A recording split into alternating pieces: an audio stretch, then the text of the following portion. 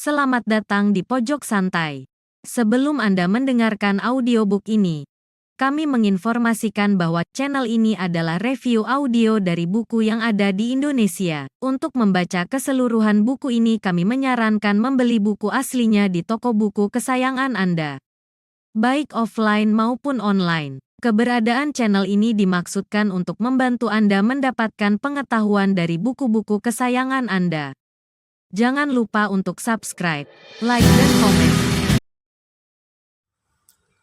Selamat datang di Pojok Santai, channel khusus yang membahas komik dan novel dengan cara asik.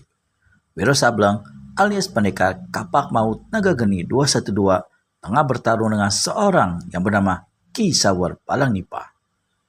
Dalam satu kesempatan, Ki Sawar Balangnipa berhasil menyerang dada Wiro Sableng dan membuatnya menjerit kesakitan. Bagaimana selanjutnya? Akankah selamat Wiro Sableng? Yuk langsung saja disimak video berikut ini.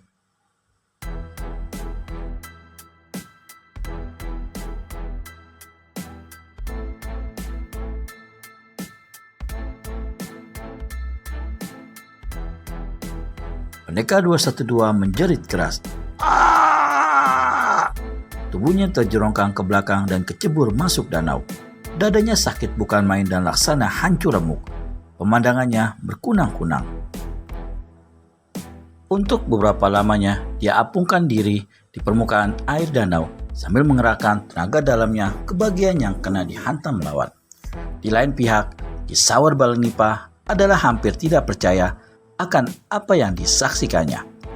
Seorang yang kena digebuk ular kering yang menjadi senjatanya tak ampun lagi pasti akan menemui kematian dengan tubuh remuk. Tapi kenyataannya, pemuda itu masih hidup dan mengampungkan diri di atas danau. Ki Sawar Balangnipa, hadapi aku! Satu suara membentak dari samping dan Nyoman Dwipa dengan tongkat bambu kuningnya sudah melompat ke hadapan Ki Sawar Balangnipa. Manusia yang punya tampang seperti ular itu menyeringai mengejek. Bagus, katanya. Kau pun minta digebuk. Ayo majulah. Nyoman Dwipa bolang-balingkan tongkat bambunya. Meski tongkat itu kecil saja, tapi deru angin yang keluar akibat putarannya deras bukan main. Wuk, wuk, wuk. Sinar kuning menjulang panjang, hingga diam-diam Ki Sawar Balangnipa segera maklum bahwa lawannya yang kedua ini pun bukan orang sembarangan pula. Silakan mulai, Ki Sawar Balangnipa, kata Nyoman Dwipa pula. Dia sudah siap dengan kuda-kuda pertahanan sambil membolang-balingkan tongkat kecilnya. Sialan, disuruh mulai menyerang lebih dulu, malah menantang sombong. Damprat Ki Sawar Balangnipa. Dia maju satu langkah untuk melancarkan sebuah serangan yang dahsyat. Di saat pertempuran antara Nyoman Dwipa dan Ki Sawar Balangnipa hendak pecah, tiba-tiba dari arah danau terdengar suara keras. Nyoman, biar aku teruskan pertempuranku dengan manusia bermuka ular penyakitan itu. Seruan itu disertai dengan melayangnya kira-kira selusin ular-ular yang telah mati ke arah Ki Sawar Balangnipa. Jika saja laki-laki itu tak lekas menyingkir, pasti kepala dan tubuhnya akan dihantam binatang-binatang peliharanya itu sendiri. Ki Sawar Balangnipa menjadi lupa terhadap Nyoman Dwipa dan membalikkan tubuh dengan cepat melompat ke tepi danau. Tenaga dalam dikerahkan seluruhnya ke tangan kanannya, dan sekali dia menyapukan ular di tangan kanannya itu, maka menderulah satu gelombang angin yang deras ke arah pendekar 212 Wiro Sableng yang mengapung di tengah danau.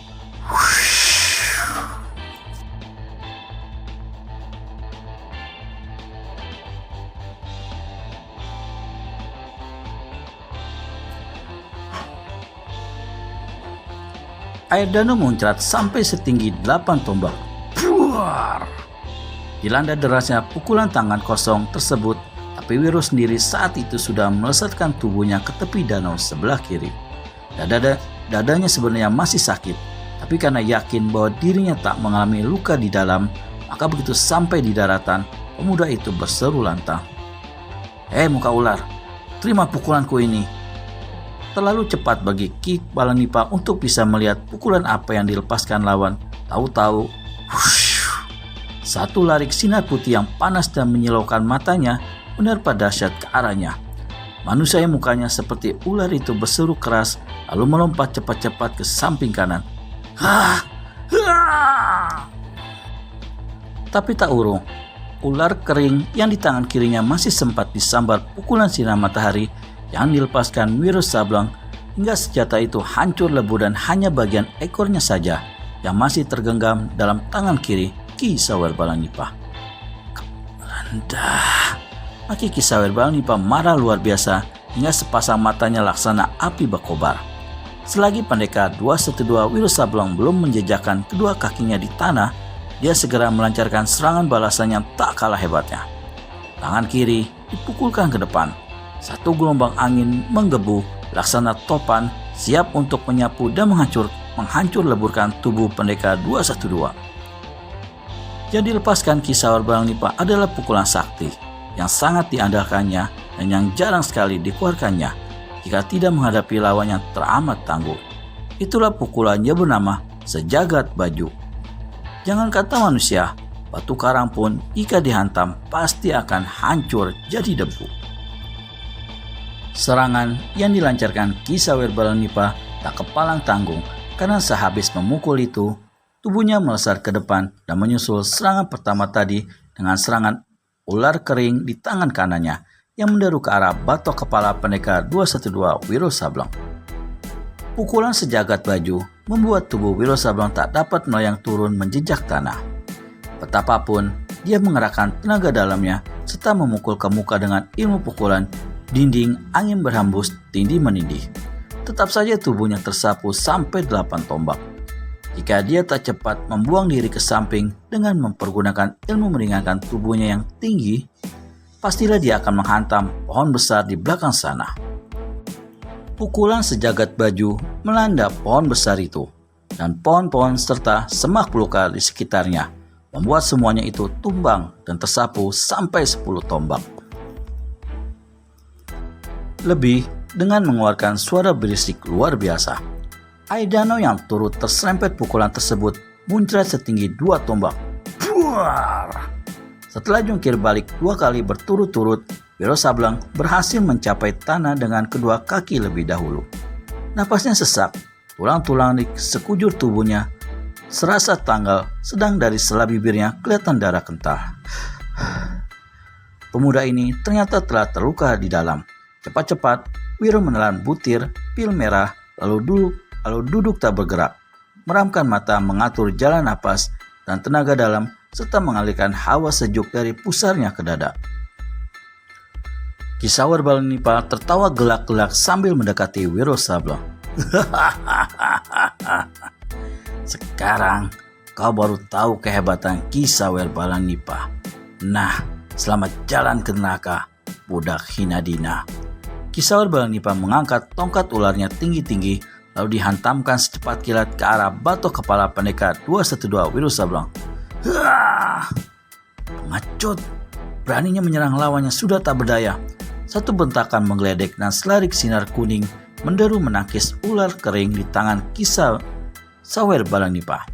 Itulah tongkat bambu kuningnya Nyoman Dwipa.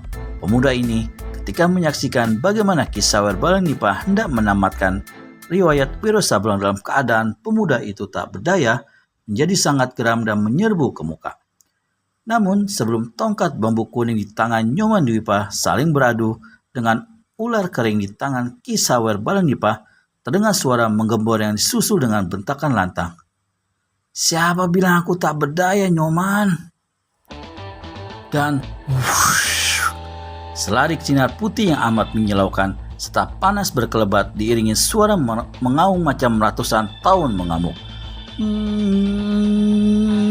Dan teras, terdengarlah kemudian pekik setinggi langit keluar dari mulut Ki Sawer Balanipa. Tangan kanannya sebatas pergelangan lengan buntung yang memuncratkan darah.